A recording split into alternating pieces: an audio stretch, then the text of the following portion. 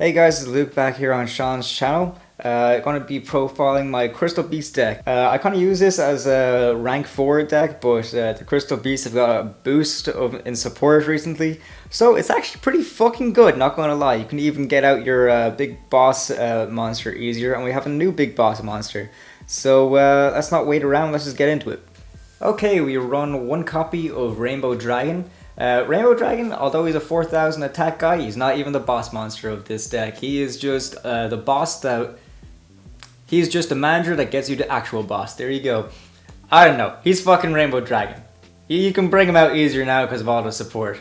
So definitely going to run him at 1. He can be searched anyways, so no, not necessary to run him anymore. Also run 3 copies of Crystal Beast Sapphire Pegasus. Sapphire Pegasus is very good because it's a level 4, which is good for our ranks in this deck. Also, when he's normal summoned, he can put Crystal Beast from your deck into your spell and trap card zone, which is basically the gimmick of this deck, so he's very good for consistency. The support we got from Ghost from the Past 2 is Crystal Beast Rainbow Dragon. He's a 3000 attack level 8 monster that can be brought out if an attack is declared with another Crystal Beast monster, especially one from a hand. Also, you can banish him from your face-up spell and trap card zone to special summon a level 4 or lower Crystal Beast monster but negates effects. And after you do that, you get to add Rainbow Dragon to your hand. So great for consistency, a good support that Crystal Beast needed. Now, there's literally no reason to run more than one copy of any of the other Crystal Beasts. Even for nostalgia purposes, it's just, you need to run just one of each. There's no need to go any overboard and run multiple of any. Unless if you're going down a control route, in which case Ruby Carbuncle ratios might be changed a little bit. But the way this deck is built, definitely just one of each for the rest. Just another little funny gimmick in this deck, not even, but I like to run one copy of Hamon just because it's funny to drop him when your opponent's least expecting. You bring him out by tributing 3 faceless spell and traps, which the Crystal Beast would be on the field. So being able to just drop him on randomly is very funny to see your opponent's reaction.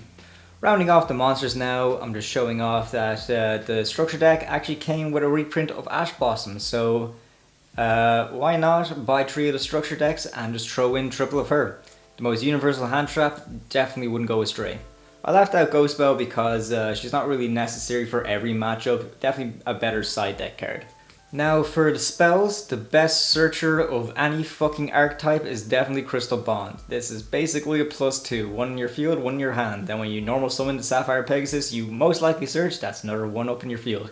Crystal Bond's very good, and also it can be searched by Rainbow Bridge, which you run 3 copies of. Rainbow Bridge is on fucking crack. It's add 1 Crystal Spell Trap from your deck to your hand. Love old cards to just have plain and fucking simple, not even once per turn. Broken. Kind of looking into the new support now that we got with the structure deck. We run 3 copies of Rainbow Bridge of the Heart. I didn't really think much of this card when I first read it, but actually playing it in games made me realize it's fucking cracked. It gets you an additional normal summon, it's a bounce, it's fucking everything. We also run for the new support 3 copies of Awakening of the Crystal Ultimateness. This card has 2 effects, but if you only have Rainbow Dragon in your hand, you can only activate 1, but if it's on the field, you can activate 2. Both effects are fucking great. The first effect being that you can take 1 Rainbow Bridge card or 1 Rainbow Refraction from your deck and either add to your hand or send it to the graveyard. But the second effect is what I use it for the most, is to special summon 1 Crystal Beast monster from your hand, deck, graveyard, or your spell and trap card zone. Not really a necessary card, but I run Crystal Aegis. Honestly, it's decent. It might be better to be running some random staple, but it can come in clutch depending on the game, so it's no harm running at 1. I don't think it's as good as the other crystal spells that we run in this deck. One being Crystal Beacon, which I find to be very good to bring out Ruby Carbuncle and then bring up all of your Crystal Beast monsters spell and trap card zone. And also Crystal Promise, because if there's a Crystal Beast in your spell and trap card zone that you just want to bring out to the field, Crystal Promise is the card to go for. Another spell we run is Double or Nothing. This is for our Utopia double combo. Kind of rounding it off with some staples, I run 2 copies of Cosmic Cyclone. Cosmic Cyclone I feel like is better than most spell and trap card removal. I find it to be better than Twin Twisters. For the cost of 1000 life points, you're just banishing spell and trap. Very good. For comedic purposes, let's run one Raigeki, because why the fuck not? That about rounds off the spells. Now we're going into the traps. New support, we got 3 copies of Crystal Miracle.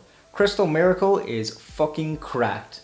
It's when a spell, trap card, or a monster effect is activated, destroy 1 crystal beast card you control. And if you do, negate that activation. If you do that, destroy the card.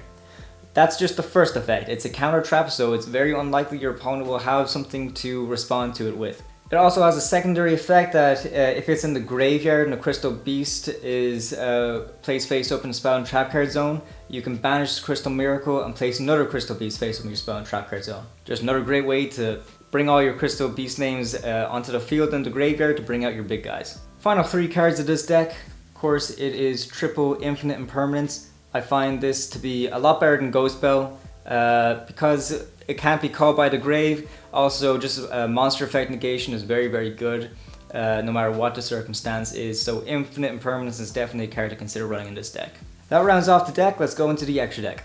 Okay, just looking at the links, we run 2. We have Nightmare Unicorn and Nightmare Phoenix. You know, this is a pretty generic sort of looking extra deck, so you can feel free to kind of like replace this any way you want. I just find that these 2 are very, very good. Nightmare Cerberus might also be a good shout, but just going with the ratios I run in this extra deck, this is the most versatile ratio to have your extra deck, so it can get you out of any situation. Okay, so for one of the little combo things that we have is number 27, which is a rank 4 that if you used him to destroy one of your opponent's monsters by battle this turn, you can actually bring out a level 10 or a higher, rank 10 or higher machine monster from your extra deck. So of course we run that along with Rail Cannon Gustav Max. And while we're at it, might as well just throw in Superdreadnought Rail Cannon Juggernaut Liebe, just because it is very, very good to bring out a big guy if you're going against a big chunky boy deck. Another little package we have, of course, since Crystal Beast Rainbow Dragon is a level 8, we have no problem running the number 97 package. I don't want to go overkill with this because the extra deck I will try to keep very versatile, so we only have number 97, number 38 Hope Harbinger, and then number 100. However, the way I run it with this is because either go for number 97 for the OTK if you want to go a more control-y sort of route, you can just bring out number 38 instead and then hopefully just negate a spell. A very, very underrated card that Sean introduced me to that we try to put in every fucking rank 4 deck, number 62 Garrus. Just very, very good. He's a rank 4, takes 2 level 4 monsters. He has 3 different effects. Each one of them can come in handy for various situations. One being, first effect being that you can skip your next draw phase, draw 2 cards, discard 1. Second effect being that you can skip your next main phase 1, special summon 1 monster from the graveyard. And the final one that we use most frequently is that you can skip your next battle phase and double the attack of 1 monster on the field, which always comes in handy when you're OTKing. So mostly when you do that, don't even worry about the next battle phase. Abyss Dweller is very good just to handle your opponent's decks that have a lot of graveyard effects. Most situations, decks that rely heavily on the graveyard, if you bring out Abyss Dweller, it just completely shuts down their play. We all love a good Floodgate. Here's number 41. He's just good at being an asshole, basically. Just summon him in defense mode, gets in the gate and put in defense all monsters on the field. Negates their activated effects, so their ingrained effects won't be interacted with too much. However, most monster effects are activated effects, so number 41 is very good for shutting your opponent down. Now to run that little Utopia double package I mentioned earlier, we run 1 copy of number 39 Utopia double and 1 copy of number 39 Utopia. Pretty self-explanatory. Bring out a big 5,000 Utopia and then just negate the attack to then chain double or nothing, then you can attack with a 10,000 attack Utopia. Very good, easy way to OTK. Finally, rounding off this extra deck, we're going into the fusions. 1 copy of Rainbow Overdragon. This card, of course, isn't new. We had him for a very long time, but he's good to run out 1 because he's nice and easy to bring out. But another reason why we run him out 1 is because we have Ultimate Crystal Rainbow Dragon Overdrive. This card is fucking cracked, and you can bring him out after you bring out Rainbow Overdragon. You bring him out by banishing 7 Crystal Beast monsters with different names and 1 Ultimate Crystal monster. Slap him on the field, and if he's brought out that way and you still have 7 banished Ultimate Crystal Beast monster, he gains 7,000 attack, bring him up to 11,000. Very good for OTKs, but that's not all he does. He also has a quick effect that if he didn't attack that turn, you can tribute him, shuffle all cards on the field into the deck, and then you can special summon as many of your banished Crystal Beast monsters as possible. Very, very good card.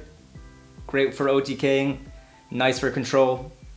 Overall, just a great boss monster. And easy to bring out too, thanks to all this new support. That about does it for the deck, guys. I absolutely love this deck. I always liked Crystal Beasts, but since the structure deck came out, we got the new support. I fucking love them. I think they're great.